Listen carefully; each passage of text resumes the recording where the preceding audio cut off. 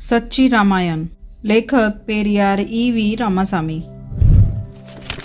ई.व्ही. रामासामी नायकर पेरियार 17 सितंबर 1879 से 24 दिसंबर 1973 हमारे समय के महानतम चिंतकों और विचारकों में से एक है। वे तर्कवादी है, मानवीय विवेक पर भरोसा करते हैं। किसी भी किस्म की अंधश्रद्धा, कूपमंडूकता, जड़ता, अतार्किकता और विवेकहीनता उन्हें स्वीकार्य नहीं है। वर्चस्व, अन्याय, असमानता, पराधीनता और अज्ञानता के हर रूप को वे चुनौती देते हैं। उनकी विशिष्ट तर्क पद्धति, तेवर और अभिव्यक्ति शैली के चलते जून 1970 में यूनेस्को ने उन्हें आधुनिक युग का मसीहा, दक्षिण पूर्वी एशिया का सुकरात, समाज सुधारवादी आंदोलनों का पितामह तथा अज्ञानता, अंधविश्वास, रूढ़िवाद और निरर्थक रीति रिवाजों का कट्टर दुश्मन स्वीकार किया है। वीडियो को लाइक, शेयर, कमेंट करें और सब्सक्राइब करना ना भूलें। उन्हें वाल्तेयर की श्रेणी का दार्शनिक, चिंतक, लेखक और वक्ता माना जाता है। सच्ची रामायण उनकी एक चर्चित कृति है। पेरियार रामायण को धार्मिक किताब नहीं मानते थे। उनका कहना था कि यह एक राजनीतिक पुस्तक है जिसे ब्राह्मणों ने दक्षिणवासी अनार्यों पर उत्तर के आर्यों की विजय और प्रभुत्व को जायज ठहराने के लिए लिखा। यह गैर ब्राह्मणों पर ब्राह्मणों और महिलाओं पर पुरुषों के वर्चस्व का भी उपकरण है। रामायण की मूल अंतर्वस्तु को उजागर करने के लिए पेरियार ने वाल्मीकि रामायण के ब्राह्मणों द्वारा दिए गए अनुवादों सहित अन्य राम कथाओं जैसे कंब रामायण, तुलसीदास की रामायण, रामचरितमानस, बौद्ध रामायण, जैन रामायण आदि के अनुवादों तथा उनसे संबंधित ग्रंथों का सम्यक अध्ययन किया था। इसके साथ ही उन्होंने रामायण के बारे में विद्वान अध्येताओं और इतिहासकारों की टिप्पणियों का भी गहन अध्ययन किया। उन्होंने करीब 40 वर्षों तक अध्ययन करने के बाद तमिल भाषा में लिखी पुस्तक रामायण पादिरंगल में उसका निचोड़ प्रस्तुत किया। यह पुस्तक 1944 में तमिल भाषा में प्रकाशित हुई थी। इसका जिक्र पेरियार की पत्रिका कुदी आरसू गणतंत्र के 16 दिसंबर 1944 के अंक में किया गया है। इसका अंग्रेजी अनुवाद द्रविड़ कड़गम पब्लिकेशन ने द रामायण और ट्रू रीडिंग नाम से 1959 में प्रकाशित किया गया। इसका हिंदी अनुवाद 1968 में सच्ची रामायण नाम से किया गया। हिंदी अनुवाद के प्रकाशक ललई सिंह यादव और अनुवादक राम आधार थे। ललई सिंह यादव उत्तर प्रदेश, बिहार के प्रसिद्ध मानवतावादी संगठन अर्जक संघ से जुड़े लोकप्रिय सामाजिक राजनीतिक कार्यकर्ता थे। मैंने अपनी इस किताब के पहले संस्करण में राम आधार जी द्वारा अनुवादित और ललई सिंह द्वारा प्रकाशित सच्ची रामायण को समाहित किया था, लेकिन निरंतर यह लगता रहा कि सच्ची रामायण का एक शुद्ध, सटीक और प्रवाहमय अनुवाद नए सिरे से कराना चाहिए। इस संस्करण में सच्ची रामायण का एक नया अनुवाद समाहित किया गया है। उम्मीद है कि नया अनुवाद पाठकों की उम्मीद पर खरा उतरेगा। संपादक।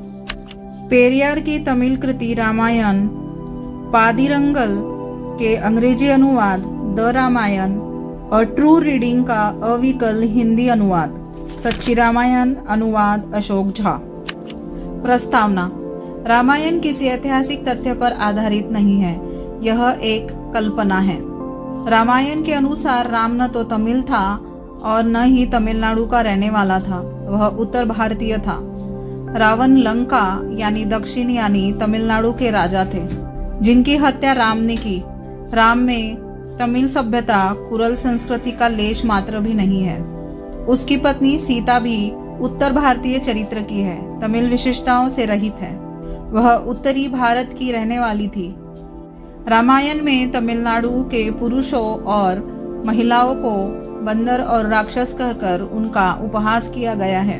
रामायण में जिस लड़ाई का वर्णन है उसमें उत्तर का रहने वाला कोई भी ब्राह्मण या आर्य देव नहीं मारा गया। एक आर्य पुत्र के बीमारी के कारण मर जाने की कीमत रामायण में एक शूद्र को अपनी जान देकर चुकानी पड़ती है। वे सारे लोग जो इस युद्ध में मारे गए वे तमिल थे, जिन्हें राक्षस कहा गया। रावण राम की पत्नी सीता को हर ले गया क्योंकि राम ने उसकी बहन शूर्पणखा का अंगभंग किया व उसका रूप बिगाड़ दिया था। रावण के इस काम के कारण लंका क्यों जलाई गई? लंका निवासी क्यों मारे गए? रामायण की कथा का उद्देश्य तमिलों को नीचा दिखाना है। तमिलनाडु में इस कथा के प्रति सम्मान जताना तमिल समुदाय और देश के आत्मसम्मान के लिए खतरनाक और अपमानजनक है। राम या सीता के चरित्र में ऐसा कुछ भी नहीं है जिसे दैवीय कहा जाए। जिस तरह तथाकथित आज़ादी मिलने के बाद गोरे लोगों की मूर्तियों को हटा दिया गया और उनके नामों पर रखे गए स्थानों के नामों को मिटा दिया गया तथा उनकी जगह भारतीय नाम रख दिए गए, उसी तरह आर्य देवताओं और उनकी महत्ता बताने वाली हर बात को मिटा देना चाहिए जो तमिलों के प्रति आदर और सम्मान की भावनाओं को आघात पहुंचाते हैं। हर तमिल जिसकी नसों में शुद्ध द्रविड़ खून बहता है उसको इसे अपना कर्तव्य समझकर ऐसा करने की शपथ लेनी है। E.V. रामासामी पेरियार, प्रकाशकीय अंग्रेजी संस्करण से। रामायण के विषय में किए गए अनुसंधान का एक श्रेष्ठ अंश यहाँ प्रस्तुत किया गया है। इस पुस्तिका के लेखक E.V. रामासामी पेरियार है। वे दक्षिण में द्रविड़ आंदोलन के नेता हैं। उन्होंने करीब 40 वर्षों से अधिक समय तक रामायण का गहन अध्ययन किया और उस पर गंभीर चिंतन किया। यह सब उन्होंने तमिलनाडु के एक छोर से दूसरे छोर तक प्रतिदिन प्रचार कार्य की अन्य गतिविधियों में व्यस्त रहते हुए किया। लेखक ने वाल्मीकि रामायण के ब्राह्मणों द्वारा किए गए अच्छे अनुवादों को पढ़ा है। इसके साथ ही उन्होंने अन्य रामायणों जैसे कंब रामायण, तुलसीदास की रामायण, रामचरितमानस, बौद्ध रामायण, जैन रामायण आदि के अनुवादों का भी सम्यक अध्ययन किया है। यह वयोवृद्ध लेखक जो अब 80 वर्ष के हो चुके हैं, आज भी उसी प्रेरणादायी अभिरुचि और प्रतिबद्धता के साथ इस महाकाव्य की विसंगतियों, उसकी बेतुकी बातों, उसके विरोधाभासों और उसकी बेहूदगी का भंडाफोड़ करने के लिए उक्त महाकाव्यों का अध्ययन कर रहे हैं। हमने इस रामायण का नाम द रामायण और ट्रू रीडिंग, रामायण का सच्चा अध्ययन क्यों रखा है? इसलिए क्योंकि साहित्य के किसी अंश का अध्ययन आलोचनात्मक दृष्टिकोण से किया जाना चाहिए।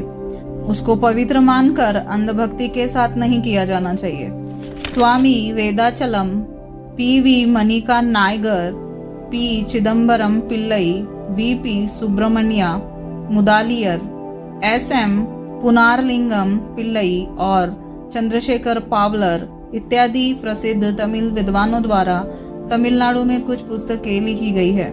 उन्होंने बहुत पहले ही यह स्थापित कर दिया था कि रामायण के लेखकों का एकमात्र उद्देश्य आर्यों की प्रशंसा करना और द्रविड़ों को बदनाम करना था। यहाँ तक कि स्वामी विवेकानंद और पंडित जवाहरलाल नेहरू ने स्पष्ट शब्दों में कहा है कि रामायण एक मिथक है जो प्राचीन आर्यों और द्रविड़ों के बीच लंबे समय तक चले संघर्ष का चित्रण करती है। इस विषय पर E.V. रामासामी पेरियार का अध्ययन इतना व्यापक और गहन है कि उनके विषय में कहा जा सकता है कि रामायण का विवरण उनकी जुबान और अंगुलियों पर है। आश्चर्यजनक दृष्टांत युक्त यह पुस्तिका अपने पक्ष तथा उदाहरणों को सही साबित करते हुए एक ललकार है। यह एक चुनौती देने वाली किताब है। अत्यंत प्रभावशाली दृष्टांतों के साथ यह किताब अपनी धारणाओं को प्रामाणिक तरीके से प्रस्तुत करती है।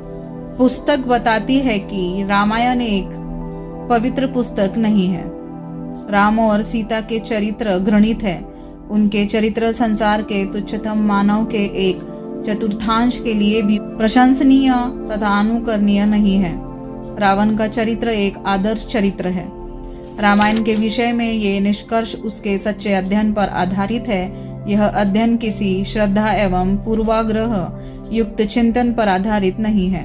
जैसा राम को अपना आराध्य मानने वाले इस मूर्खतापूर्ण कथा का अध्ययन करते हैं। 3 साल पहले 1 अगस्त 1956 को एक ही दिन में राम की हजारों तस्वीरें विशाल जनसमूह के बीच जलाई गई थी। उसका उद्देश्य राम की पूजा के प्रति द्रविड़ियन समाज के विरोध का प्रदर्शन करना था। कोई आश्चर्य की बात नहीं है कि आज तमिलनाडु में राम की पूजा निरंतर कम होती जा रही है। अब यहाँ केवल ब्राह्मण वर्ग राम और उनकी कथा का सम्मान करता है। इससे इतर न नाटक के मंच पर न ही सिनेमा के पर्दे पर राम का चरित्र समझदार द्रविड़ों को आकर्षित करता है।